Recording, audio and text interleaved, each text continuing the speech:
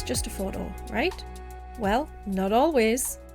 Welcome to the Is That Really Photography podcast, where we investigate and celebrate the lesser known aspects of photography, photographic art, and the fun which can be had when you step away from the mainstream into the wonderful world of alternative photography. I'm Mara Robinson, and today I'm talking with Sophie Sherwood about Bristol Folkhouse, managing a darkroom, and moving towards more environmentally friendly analogue photography in this week's episode of the Is That Really Photography podcast. I started by asking how it all started for them. So who am I?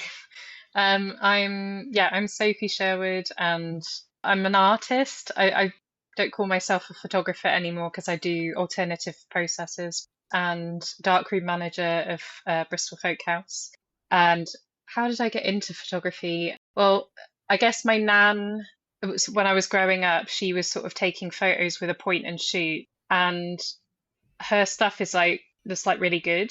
And I think that, like, having reflected on it for many years, I think that is probably my introduction to photography and why I got into it. I think it was her influence on me.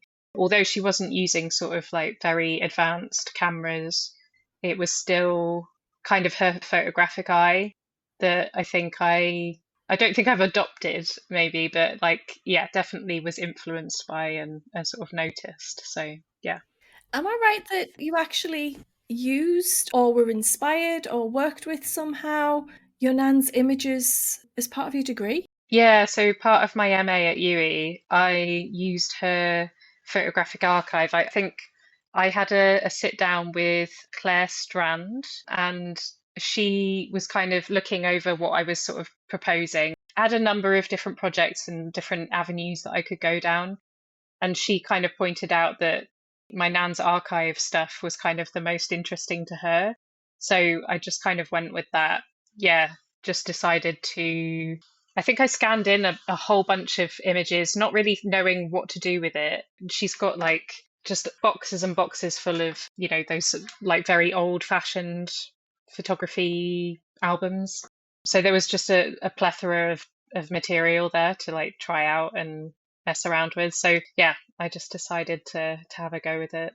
So how did you get from that into the alternative processes? Yeah, that's a good question. um, well, I've been doing alternative processes since I was at college. So when I got into darkroom photography when I was at college, and Sandra Dorr was big influence on me because she was like the main technician. She's probably the reason why I'm a technician, actually, or like a darkroom manager, because she taught me how to sort of maintain light enlargers and look after that kind of space when I was in college. And I remember just kind of trying out things like photograms. I was scratching into negatives. I was an angry teenager, so I was just like destroying a lot of stuff and seeing what happened. That was around the time that I lost my dad as well, so it was a really important time for me to just like be in the dark room and just like get at, making work around whatever was going on in my head. And I think that was just, yeah, it just kind of went out from there. And then when I went into my degree at BA level, I did a bit of cyanotype.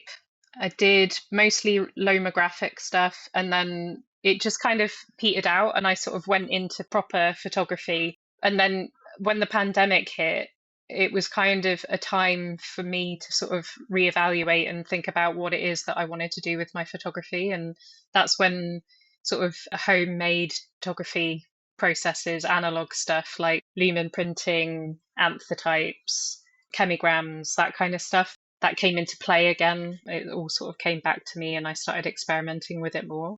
So I think actually, like, I have a lot of gratitude for the pandemic, even though that's probably bad to say. There was just time to do stuff, and it meant that I really got to just play around a lot. I was doing a lot of panicking, and it was very anxiety inducing as well. But like in the times when I wanted to like, express myself or be creative, that was kind of where I went to. And then since I've come back to the darkroom in person, that's kind of where I've stayed.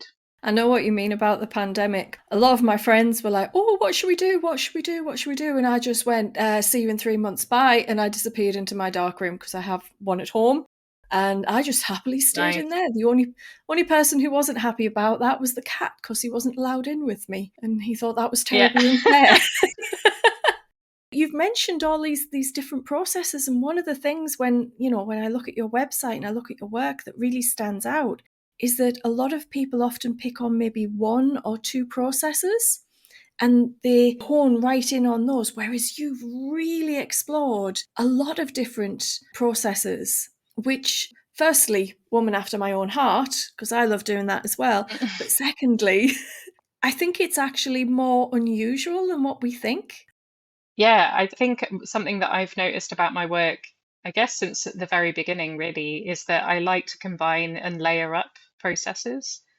So it's not just one, I'm sort of like, okay, for instance, doing a lumen print, but maybe painting it in beetroot juice just to see like how that would change it.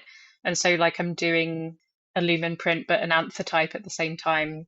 I do like to combine things. Yeah, definitely. Tell us a little bit about Bristol Folkhouse for those of us who are not in the area and don't know it, and how did you end up becoming involved there and ultimately becoming their darkroom manager? Okay, yeah. So the Bristol Folkhouse is a pretty interesting building. The history of it is that in the 1920s, the Quakers decided to build it to try and get men out of the pub. So it was kind of like I forget what the movement's called. Do you Temperance? know it? Temperance That's movement? it. Yeah, yeah. It was part of the temperance movement. The space was built so that men were occupied essentially, and they're not going out getting boozed up instead. Now it's run by a bunch of creative people. We're not Quakers. It's not really affiliated with the Quakerism, you know, movement at all. Mm-hmm. It's I forget why it's called the folk house, but there's a lot of folk music. There's a lot of folk stuff that happens here still. So we do a lot of like gigs, and most of those are folk. But we do a whole bunch of other stuff, loads of events. So I'm part of making sure that the courses run. That's kind of my admin position. I also look after the darkroom, obviously. I teach in the darkroom, but I also look after the exhibitions. So we've got like a little exhibition space in the cafe. So it's kind of like a one-stop shop for someone that's looking for something that's interesting and creative in the city centre. And another good thing about us is that we're very tucked away. So it's quite tricky to find us if you don't know where we are. But once you do, it's like a little haven. We've got this lovely courtyard where the original darkroom is at the moment. So we're sort of renovating that. And in the sunshine, like today, it just looks really, really beautiful. And it's really quiet. You wouldn't guess that there's like a main road just over the wall, and there's loads of trees. And yeah, Lisa does a really good job with the gardening. So yeah, we're just kind of like a little hub of like creativity, community, that kind of thing.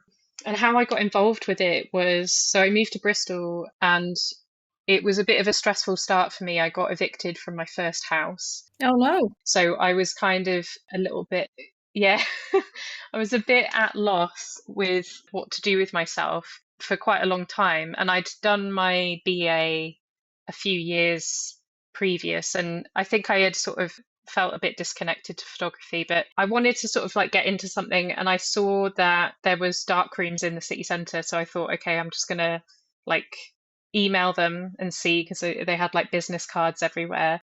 And it was Wendy Leoque and Ruth Jacobs.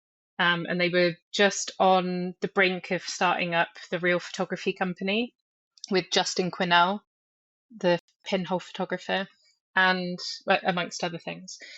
Yeah, so I was really excited about it, and like we sat down together in the Folk House cafe, and that was, I think that was probably the first time that I'd been in the Folk House, and we were just sort of discussing, dark rooms, that kind of stuff. And then I started working with the Real Photography Company, just doing freelance things. I became a director there, and then Wendy was looking after the dark room here during that time. Oh no, actually, sorry. I'm getting mixed up. It was Ben Jones, who I think is now in America, but Wendy originally sort of set up the Darkroom, which is now being renovated. So when Ben went off to America, she was kind of given the first dibs on it and was, people were emailing her and saying, like, do you want to take it back over? And she very, very kindly said that I would be the best person for the job, which, like, I'm forever grateful for that. In fact, Sandra Dorr and Wendy Leoquay are like the two main people, the reason why I'm in this dark room, sort of looking after it and running workshops and things. She also let me in on a couple of workshops when she went on holiday, I think, and it was the first time that I started running workshops at all. And so she just sort of, I guess she saw something in me or something. I don't know what it was, but yeah, she's just a really lovely person. That was, I want to say it was like, well, I mean, it was pre-pandemic for sure. I want to say it was 2019, but I'm not 100% sure. So it's been a while, about 5 years. If I told my teenage self in that dark room in college, you're going to run a dark room one day, I've got no idea what she would say. She'd just be like, what? So yeah. Anyway. Yeah, I think if we go back a few years, a lot of people just made the assumption that all the dark rooms would be shut down. And I think it's fantastic that they're not. Yeah. I think it's fantastic, yeah. Yeah. So you're running workshops, and those workshops cover a range of the alternate processes. Am I right with that? Yeah, I guess one thing I would really love for this darkroom in particular is for us to become more sustainable. So I'm kind of working a little bit with the Sustainable Darkroom and the London Alternative Photography Collective now. Mm-hmm. And they're really influencing the chemistry that I'm using in my workshops, but also how I'm thinking about how we manage waste here. I think with traditional dark rooms, we differ in that we're sort of offering things that are a little bit more accessible. We used to do wet plate, that kind of stuff, but I find that the chemistry for those kind of processes is far too toxic for me to sit right with it, I guess. Mm-hmm. So what I want for this dark room is for us to sort of go into a more accessible and a more sustainable direction. So that in essence is more alternative generally, because when you're making prints with like plant-based developers, it's not going to come out exactly the same as if you did it with like a commercial developer from Ilford or something. That's why I'm sort of going in that direction. But my interest lies in more alternative processes anyway. Like I say, I don't really call myself a photographer anymore. I do occasionally take photographs, but most of the time I'm sort of making things that are a bit more, they're just different, I guess. That's the only thing that I can say. So you're using it more as a contact printing type way of doing it? I'm assuming you're not using digital negatives.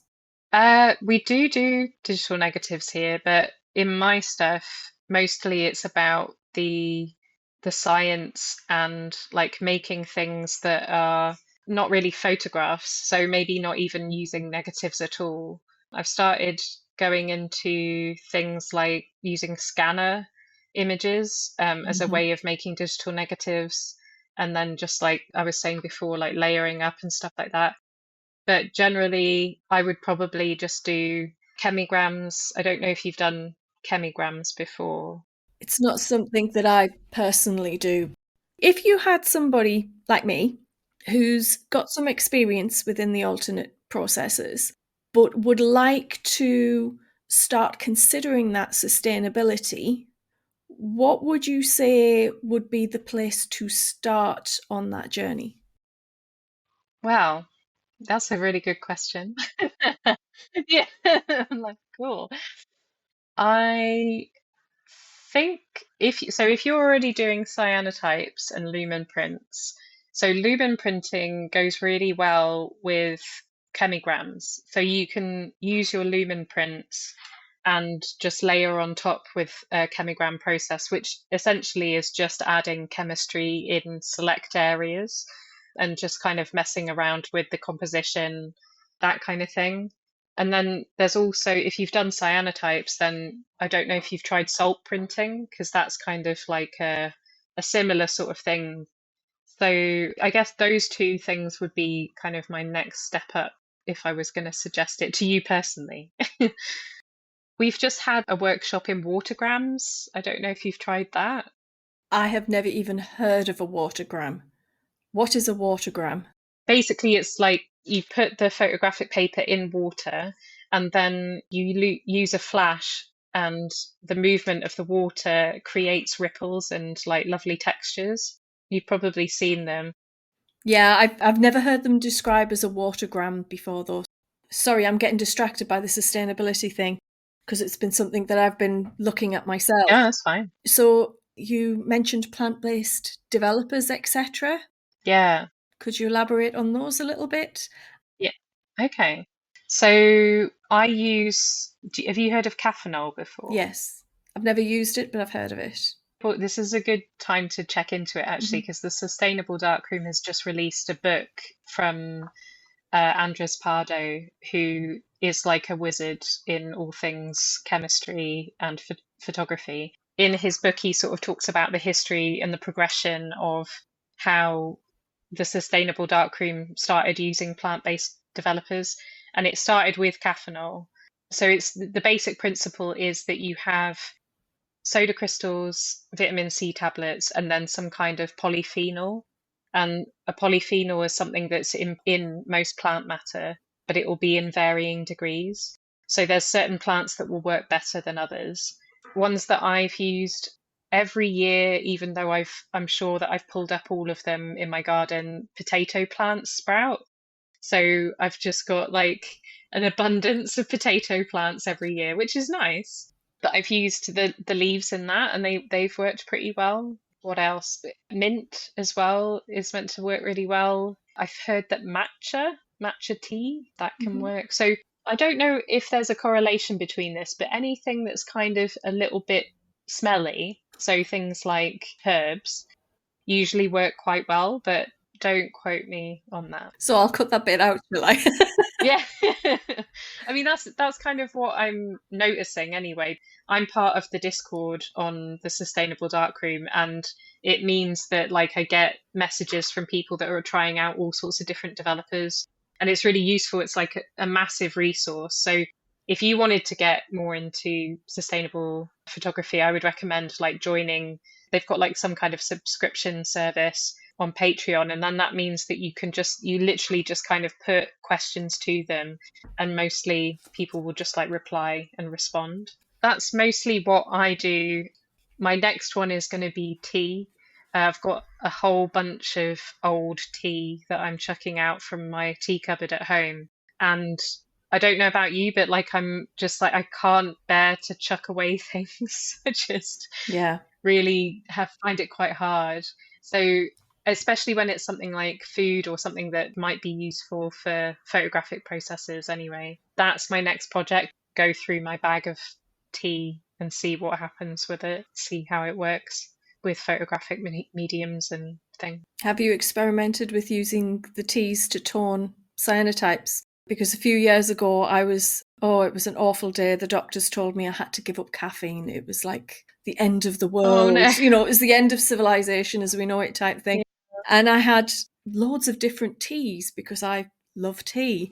And I couldn't bear to throw it all Hmm. out. So roll on a huge amount of experimenting with cyanotype toning with varying degrees of success, I might add. The very expensive Chinese tea that my friend had bought me did not work well, and she was very upset about that. Oh no. Yeah, we couldn't figure out why that one wasn't working, but it was also quite difficult to work out what was actually in it because none of us read Chinese and we couldn't Mm. decipher it very well. So, have you done any experimenting with that? Yeah, I did a gum bichromate workshop with Martin Grimmer at Spike Island quite a while ago, and that was the only time that I've done that. So he had like, I think the standard tea and coffee toning baths, and he was just like, if you fancy doing this, just chuck your print in and we'll try it out. But I've never done the bleach back process, Mhm. when you sort of, I think you put it maybe in washing soda or soda crystals, and it kind of bleaches it all the way back, and then you bring the tones back Yeah. with a toner. I've never done that. I went to EXP Festival last year, and Annette Golaz was there, and she was talking about toning and things like that. So I know that there's like an extensive range and many different things. And Melanie King has been having some really good results with I feel like metals were really good toner. They can produce almost black or something. So it kind of looks like a photograph in the darkroom in some cases. But my cyanotype stuff, generally, I just leave it be, actually. I just leave it blue, which is, I mean, it's all collecting. I've got a pile collecting. So maybe one day I will take to the toning bath. Yeah, I like the blues, but I couldn't bear to just throw that tea out without trying something with it. Yeah. Yeah. It sounds like you did the best thing. So if people want to get in touch with you or discover your work or find out more about the Bristol Folkhouse, where can they go to get that information? Yeah, so we have a website, bristolfolkhouse.co.uk, and we're also on Instagram. I feel like that's the best place to get us if you want to be on social media. So that's at Bristol Folkhouse, and the Darkroom has its own Instagram where we do takeovers with artists, and that is at Folkhouse Darkroom. And then I'm all over there, obviously, because I'm the Darkroom manager, but I'm at Photosophius, and I've got a website, sophiesherwood.co.uk. You can find the show notes for this episode, including Sophie's details and links, over on our website, isthatreallyphotography.com. Now, normally at this point, I would tell you where you can find the podcast website and social media, but this week actually marks the end of season 1, and I just can't let that pass without saying something. I also really cannot believe how quickly this has flown by. I have had so much fun talking with my guests and, well, let's be honest, indulging my inner photo geekiness. Season 2 is already in production and it will be going live in the autumn, and I just can't wait to share with you some of the guests who are coming on to the show. I'm so excited. In the meantime, you can keep up to date over on the show's website, isthatreallyphotography.com, where you can also sign up for our brand new email newsletter, which is going to have some sneak peek info into season 2. Thank you so much to this season's guests, and most importantly to you, the listeners, especially those of you who've taken the time to help with feedback and ideas to help grow this wonderful little burgeoning community. Take care, my friends, and roll on season 2. I absolutely can't wait. Take care, and don't forget to have fun creating all those wonderful images with light.